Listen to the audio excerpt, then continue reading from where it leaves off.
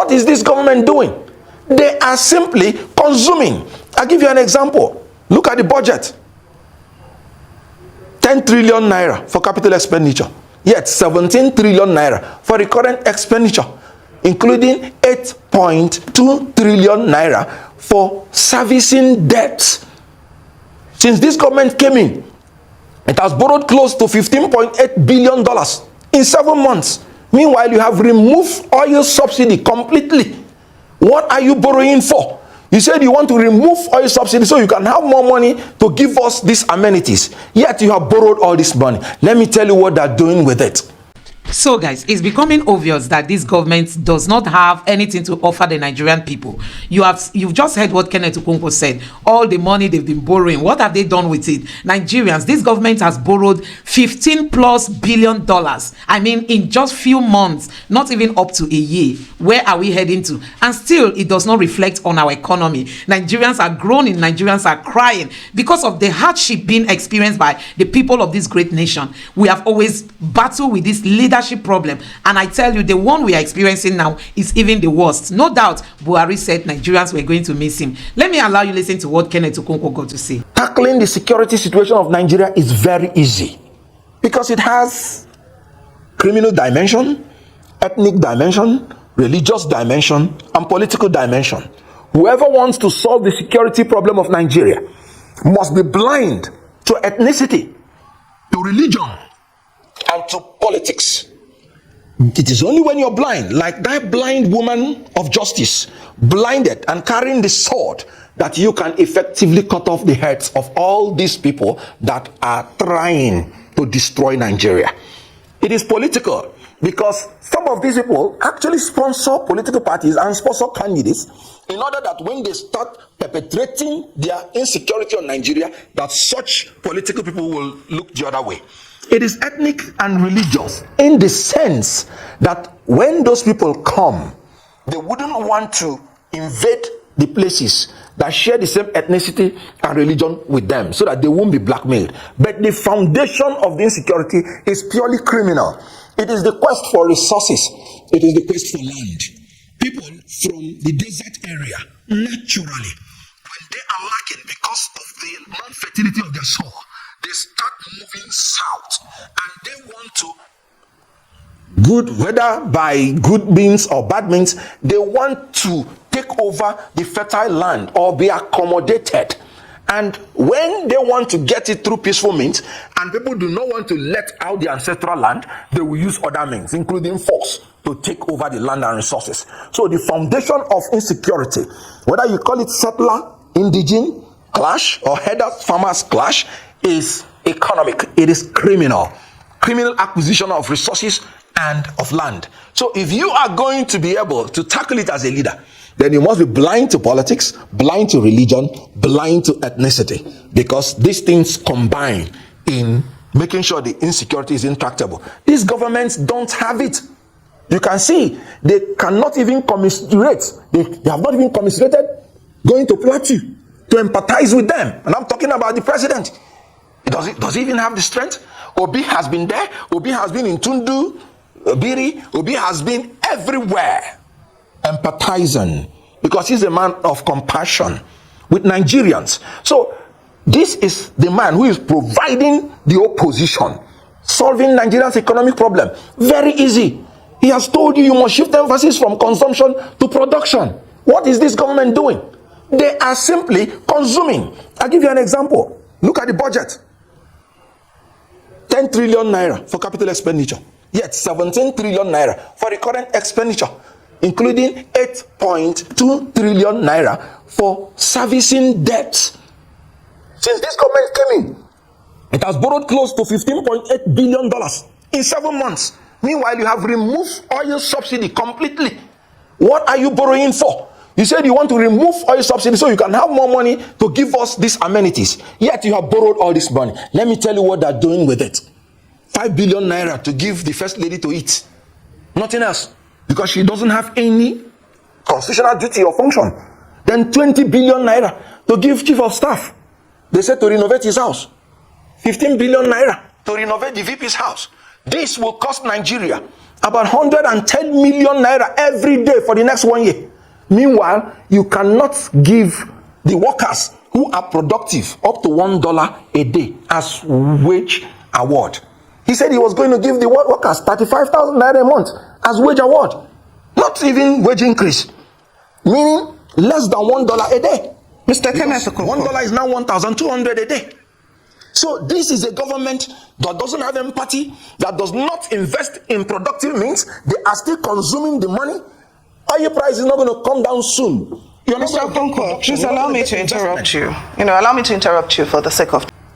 I completely agree with you on that. And that is why I keep saying Peter Obi. And because that is the only person that... But Peter Obi left ABGA as well. He left ABGA, moved to the PDP, and from the PDP, he moved to the Labour Party. So really, what is the outstanding difference between him and other politicians who have done the same? Good. Because moving from one party to the other is not what makes you to lack competence, character, or capacity. When you live in a country that is rated to be one of the most corrupt, you will discover that if you are in search of a new Nigeria, you will continue to move until you get that platform and that environment and the people around you that you can use to achieve that. So guys, we all know that Mr. Peter Obi left the PDP for the Labour Party because of the height of transactions that he experienced ahead of the presidential primaries. He saw how people were using dollars to buy this position because they wanted to emerge as the flag bearer of the party. And Peter Obi saw it and he could not withstand it. He had to leave. Even when he left, he never knew he was going to join the Labour Party. He told his followers to just hold on, that he will communicate to us where he will be going to. And that was how he came up with going to the Labour Party. And I tell you, Peter Obi is an outstanding politician, which every Nigerian politician should go and study him. He has no corruption allegation, whether in Nigeria, outside Nigeria. He has not been involved in any criminal activity. All he wants is a new Nigeria. I need to tell you that Obi might just be a lone wolf crying in the wilderness. Repent, repent. For a new Nigeria is possible. That is why you see him making those moves.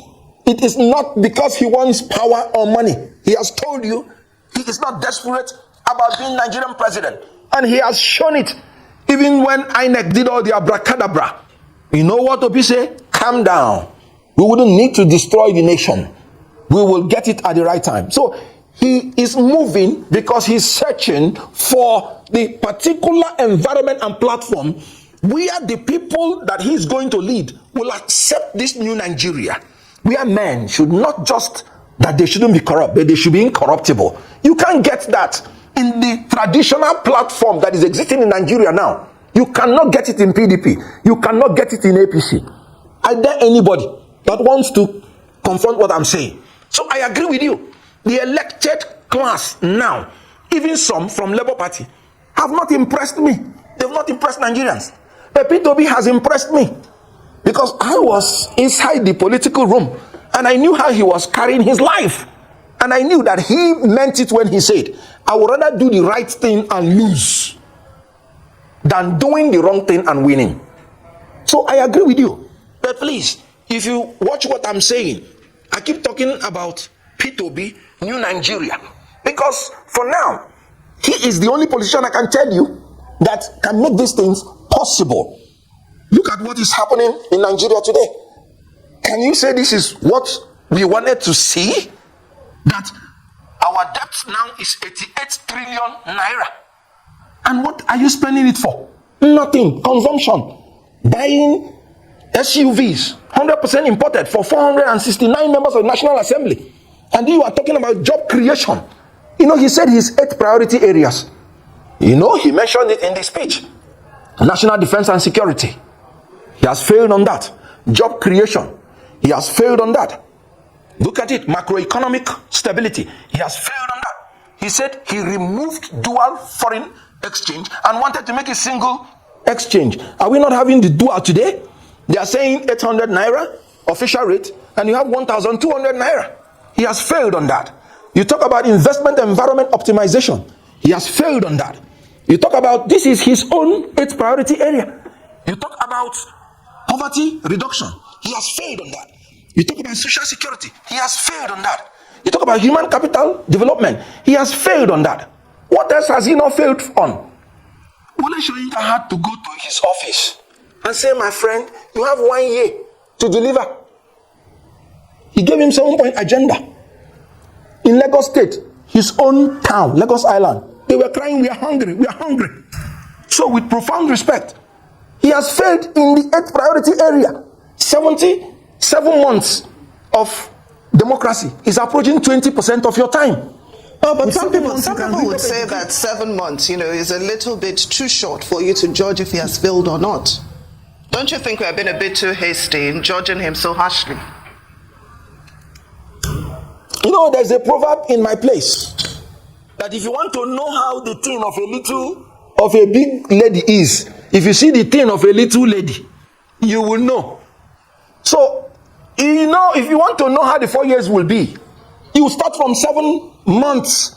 In these 7 months, how has he worked hard to cut wastage? I just told you about 40 billion naira is going to go into consumption that will add no productivity to Nigeria. I just told you, a man who said he wants to revamp the economy, revitalize the industrial sector, and yet you're buying 469 imported SUVs when you have products that are assembled in Nigeria that you could have bought to improve the productive capacity of these firms. So what else is he going to do differently? He has borrowed about 15.8 billion naira, billion dollars. When is he going to pay all this? He's spending 98% of the revenue servicing debts, and he's borrowing more. What else are you expecting? Let me tell you, people are going to be hungry for the next 4 years. Forget it. Because Naira will not appreciate. The only secret in appreciating Naira is what? There's not magic. Well, there you have it. Strong currency. Strong currency is predicated on strong economy. True. Strong economy presupposes an industrial productive base and a steady export market. All right, Kenneth, let me jump in here because we have expended our time. So guys, we just look forward to a new Nigeria, because what we have today is not near the kind of leadership, that we all want. That leadership that will bring about a new Nigeria. What we are seeing today is just, politicians who are after their own personal interests. You can imagine this administration to have borrowed $15.8 billion, and they keep lamenting that they met a bankrupt Nigeria.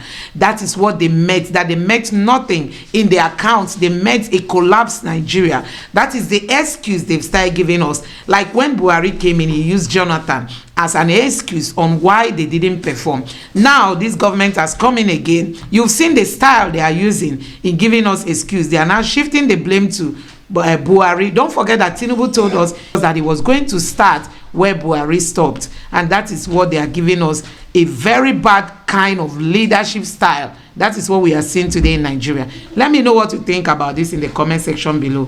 Thank you.